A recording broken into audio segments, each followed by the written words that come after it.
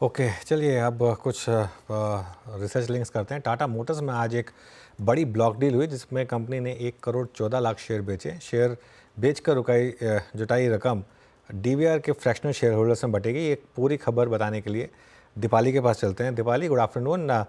बताइए इस block deal का डीवीआर शेयर से क्या लेना देना है? दरअसल अनुज, टाटा मोटर्स और टाटा मोटर्स डीवीआर का जब मर्जर अनाउंस हुआ था तो रेशियो अनाउंस किया गया था 10:7 का, यानी टाटा मोटर्स डीवीआर के 10 शेयरों के बदले टाटा मोटर्स के 7 शेयर होल्डर्स को मिलने थे। अब इस मर्जर की जो रिकॉर्ड डेट थी वो 1 सितंबर थी। अब क्योंकि ये मर्जर रेशियो 10:7 का था तो काफी ऐसे शेयर होल्डर्स हैं जिनके पास फ्रैक्शनल शेयर्स बचे हैं, यानी उनके कुछ शेयर्स कन्वर्ट हो गए टाटा मोटर्स के शेयर में, कुछ शेयर्स रह गए क्योंकि रेशियो 10:7 का था। अब क्योंकि टाटा मोटर्स डीवीआर में ट्रेडिंग सस्पेंड हो चुकी है, 1 सितंबर रिकॉर्ड डेट थी, तो ये जो फ्रैक्शनल शेयर्स बचे इन शेयर्स को आज टाटा मोटर्स ने ब्लॉक डील के जरिए बेचा है। और जो ये टोटल क्वांटिटी रही है इन फ्रैक्शनल शेयर्स की वो 1.14 करोड़ की रही है। तो जो रकम जुटाई गई है आज इस ब्लॉक डील के जरिए वो टाटा मोटर्स डीवीआर के शेयर होल्डर्स को दी जाएगी उनके फ्रैक्शनल शेयर्स के बदले।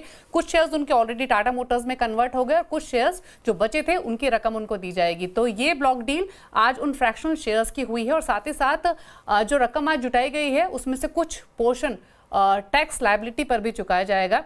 तो ये आज की ब्लॉक डील और उसकी डिटेल्स। तो टेक्निकल कारणों की वजह से वो ब्लॉक डील हुई, कंपनियों को पैसों की ज़रूरत थी और वो फ्रैक्शनल शेयर बेचकर इनके हाथ लगते हुए दिखाई दिए। लेकिन दीपाली, अब यहाँ से फोकस कंपनी का लार्जली इस फेस्टिव सीजन पर रहेगा, तो अगर एक अंदाज़ा दे सके कंपनी अपनी प्रोडक्शन कैसे रैंप अप कर रही है और साथ ही साथ किस तरह के ऑफर्स कंपनी की तरफ से आते हुए दिखाई देंगे? तो पहले तो हर्षदा मैं आगे की डेवलपमेंट क्विकली बता दूं। टाटा मोटर्स फोकस में अब यहाँ से इसलिए रहेगा क्योंकि 28 सितंबर को रानीपेट तमिलनाडु में कंपनी 9,000 करोड़ का जो इन्वेस्टमेंट कर रही है मैन्युफैक्चरिंग प्लांट पर, उसका इनॉग्रेशन करेगी। ये प्लांट बहुत इंपॉर्टेंट रहेगा टाटा मोटर्स के लिए क्योंकि यहाँ पर जेएलआर और टाटा मोटर्स की ईवीज का प्रोडक्शन किया जाएगा और 9,000 करोड़ का एक बड़ा इन्वेस्टमेंट है। मार्च में कंपनी ने इनफैक्ट ये अनाउंस किया था। अब इसका जो एलोकेशन रहेगा उसमें 2/3 एलोकेशन जेएलआर की गाड़ियों के लिए रहेगा और साथ ही साथ 1/3 एलोकेशन रहेगा टाटा मोटर्स के लिए। नए प्लेटफॉर्म पर जो टाटा मोटर्स की ईवी बनेगी उनका प्रोडक्शन यहीं किया जाएगा। खास बात यह है कि ऑलरेडी ईवी सेगमेंट में टाटा मोटर्स अच्छा कर रही है।